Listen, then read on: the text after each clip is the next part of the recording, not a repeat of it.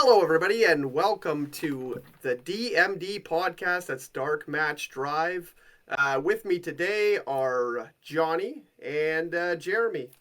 Just a three-person panel. I am Kieran, and we got some things to get into today. Let's get into some WWE. And it was brought up earlier between us that what's the thirst level for Cody versus Brock is one thing. We got a couple other topics. We can WWE's actually got a couple of topics, which is weird. Because normally you only have one topic going on that's of any interest to anyone. Um, our the problem is that I know a lot of people want to see Cody Brock. I know there's a lot of that the WWE guys are happy with that. The WWE guys will probably eat that up every single time it's presented to them. And that's just the way it is with Brock Lesnar. He can come back and do whatever he wants, and people just fucking love that guy. I'm I'm severely low on Cody, and I know that's not what WWE fans or the WWE universe is feeling. They love Cody. If Cody comes out, they're happy. I feel like he's the kid's choice right now, wrestler. He's my son's choice for wrestler right now when it comes to WWE. But I have zero interest in Cody right now. He's almost died for me. So I don't know where you guys are at. That's the problem with the program for me. It's not Brock. It's not that this is not good. I love the fact that he had the broken arm thing. Triple H trying to talk him out of the match. They did that. They did it. The booking's a little bit weird, but I don't think they did a bad it's just Cody for me. It's just I'm not interested in Cody. I don't know what I'm not interested in him coming out and being like, "Hey, what do you want to talk about, guys? You want to talk about how badass I am?" Like, I don't know. I haven't fallen for it the way that a lot of people have. Well, I'll go with Johnny first on this one. Johnny, how It, do you feel about? Well, I mean, just because I brought it up, how do you feel about Cody, and how do you feel about Brock and Cody? I mean, I'll tackle the easier one first. Trilogy. I don't need this trilogy in my life. I'm not frothing at the bit to have this match again, because this is the third time in six. This is the third time in 3 months that we'll do that. I've never been a fan of trilogies being that short. Like I like the trilogies that span time. Like obviously the greatest example of a trilogy is Rock Austin. It defined a generation. And it took place over the course of 6 years. They had 3 singles matches, of consequence. And each one headlined a WrestleMania or as close to it as they could be as far Yeah, as the third one went, Yeah, like they weren't touching fair. Vince and Hogan. yeah, that's the oh brother. Moving on. Um but it just I dislike these run it back, but like that was the one thing when we moved from Vince to Triple H booking a year ago that I was like, oh, thank God we're not going to have any more run it back booking. And now here we are a year later and we're right back to run it back booking. And is that because Vince is back in the picture and Triple H isn't doing as much? I don't know the machinations of it. Everybody says it's not as big a deal as we think it is. He's just changing things. It's just, it is what it is. Overall, I like the product more than I did a year ago, and there is a lot better to it, but there's still a lot of negatives, and that isn't just a Vince issue. Like this is an issue of you built Cody up for this moment, and then you pushed the moment back to make the moment bigger, and it's not going that way because you put him in neutral. And that's the thing. I think the best thing they could have done would have been to just take Cody off TV for a few months after WrestleMania. Leave. Just, be a broken. You can do vignettes, you can do promos. Keep him out of the ring, keep him off the main, like, have him find himself, as it were. Like, be lost in the woods after losing at WrestleMania.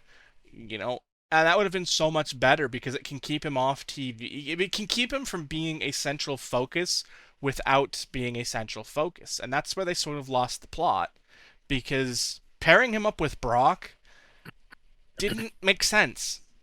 Like I get you need to put him with a big name to keep him over, to keep him on top, without having him in the title picture of either side, because I know they tease the Seth program.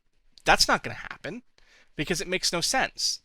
Because again, from a booking perspective, you can't beat him. Not like that. And if he loses to Seth, you're going to have a much harder time building him back up as a contender for Roman after Rumble, because it's much harder to do. Like losing the first match, you can still come back from that. I mean, Rock Cena is the prime example. If you look at their matches at WrestleMania, Cena loses the first one, and then they build back up, and we're gonna run it back in a year. And you take the time, you keep Cena strong, you keep him strong, you keep him looking good. And again, it's the difference between that. Like that's the thing, they're trying to run that angle again, even with the Brock return the next night, Yeah. and come back and do that. The difference is at that point, Brock had been off TV for 6 years. Brock coming back was like, oh my God, it's Brock. Yeah. He'd gone off, he had conquered the That world. was that was you pretty know, interesting. Yeah, that was pretty he crazy. he left at he left at the peak, and then went off and conquered the. I mean, for God's sakes, the guy had never played football, almost made an NFL roster, Yeah, and he's one of those mythical figures like throughout life. Like he's the closest thing we have to Andre the Giant, a guy who's just like the fuck, like who is this human being and how can he do this mhm. stuff? Like he's the closest thing we have to a mythical creature. Like Again, he left wrestling. He almost made a professional football roster with no training, with no practice. Hadn't put on pads. I don't even know if he played in high school. he That he was had to that was the catch up latest it could big have time. been. It would have been He well over 10 years since the last time he would have played football, and he almost makes an NFL roster in his first attempt. And then he goes off into MMA, having been a collegiate wrestler who hadn't wrestled at that level in at that point 6 7 years, maybe even more than that, and went out there and just absolutely took the MMA world by storm. yeah Won a yeah that was title. insane. Just went on a run that is unprecedented in MMA, and then came back to wrestling right at the top because it made sense. You just nowhere else to put him at that point. But you can't do that again here because at this point Brock's value is much lower because he's been here. His second run is what 3 times longer than his first run. And It's yeah, he's in neutral. it's You definitely need to do something with him that keeps him at the top without beating him down, and he can lose to Brock and not lose that because Brock is Brock. It's like losing to the Undertaker. That's the best analogy. yeah Brock is sort of like a modern day Undertaker. If you lose to him, it's well, you lost to Brock. Well, you lost to the yeah Undertaker. It doesn't okay hurt you yeah. because you're losing to the best. I think I mean Cody can talk his way out of anything, anyways. I think any sort of like anytime they have Cody lose, he can come out the next night and he can sell you that he actually won. Like it doesn't matter. He's that good. He's that good on the mic. I like. I'm low on Cody because like my stock on Cody is low. Not that I don't like Cody or I don't think he's not able. Like he's able to do all sorts of things in the ring. He's able to do all sorts of things on the mic. I'm just kind of cool on him. Like it's not the way that I felt about him when he first got back to WWE, which was like, oh shit, like I get to see one of my favorite AEW guys because that's what he is to me now. Go and do his thing on WWE, and it was cool that he was kind of doing some of the stuff he did on AEW, but for WWE fans, and it was working, which was cool. But I mean, obviously some things are unforeseen. That pec tear. I mean, it didn't do much for him in terms of missing a lot of time. It was pretty. It kind of became a great story for him. But anyways, I don't know. Jared, how do you feel about Cody versus Brock? You know, where are both guys at for you? I like. It sounds like Johnny's lower on Brock and I'm lower on Cody, and it's. I don't know how can you break this tie? Well, there is one other trilogy that went down in a 3-month span that is relatively well known.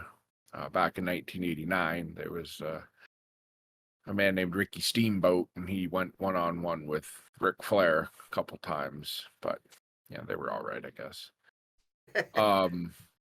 But that being said, I mean, you know, they're two very different styles of matches, obviously. They were almost like that was almost like having 3 rounds of the same match. So Yeah, a little exactly. bit different, but You That know, was and also an era where you went around the horn with the guy for 6 months. yeah, You that's know, true. That was yeah. so Where you yeah, if you were on the same road trip, if you saw them in 2 different towns, you saw pretty much the same card. so my thing with Cody and Brock, I hated the finish of the first match. I mean, I know why they had to do it. Cody gets the fluke win, and he's out of there, and yay! And I did love that Brock turned into a bloody mess, and nobody could do anything about it because it's Brock, and we need more of that in wrestling, or should I say, we need more of that in WWE.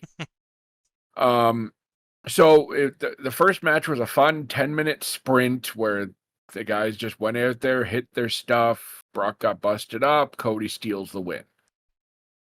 Brock then murders Cody on TV a bunch of times leading into the next match. And the next match goes exactly how you would think, judging by the story they're telling. I mean, Cody, you know, gets a bit of shine, but doesn't, you know, he doesn't beat the beast. He's got a broken arm. So now Brock takes a month off or whatever. And I think that hurt because obviously you didn't want to do it at Money in the Bank, which is fine. And I mean, you could have done an angle at Money in the Bank. You didn't need to do this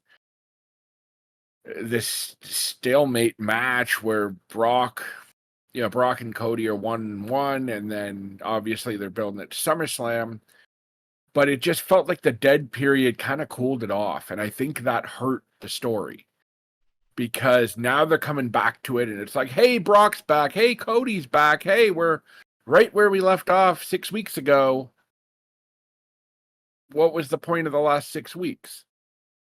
You know, Cody healed up. Okay. Did we get any videos on Cody? Like, did he just not exist? I mean, I know Brock didn't exist. But it just felt like, hey, okay, we'll do this hot angle and we'll have the match, and then we'll take them both off TV for 6 weeks. That'll keep the feud hot. And now that they're building to SummerSlam, it's like, all right, where are those guys? Where are they? Okay, come back now. People will still care, we promise. I think one of the hard things about WWE for the hardcore wrestling fan right now is just the fact that, you know, like we're used to having a feud build up to a pay-per-view, right? Well, WWE for a while now has had the show builds up to the pay-per-view, but all the pay-per-views are building up to WrestleMania.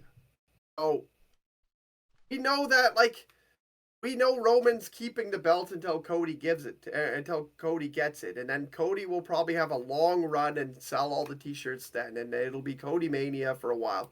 I feel like that's just super obvious because they're not giving it to any of the other guys who were hot. They're letting Roman keep it. He seems to be keeping it forever. I don't know if there are people out there who believe that Jay put the belt on Jay Uso is going to take down Roman and steal the belt from him, but I don't know if that's in the cards. I mean, who cares right by now? Just do it. But that's the problem for me is none of this really matters. I feel like the Seth belt doesn't matter to me. Whatever Cody does up until doesn't matter to me. Like whenever I watch WWE TV right now, I'm watching it for the undercard and the midcard guys. I'm like I said before a few times. I'm watching it for Ludwig Kaiser. I'm watching it for Gunther. I'm watching it for Raquel Rodriguez to hopefully fight Rhea sometime. Like.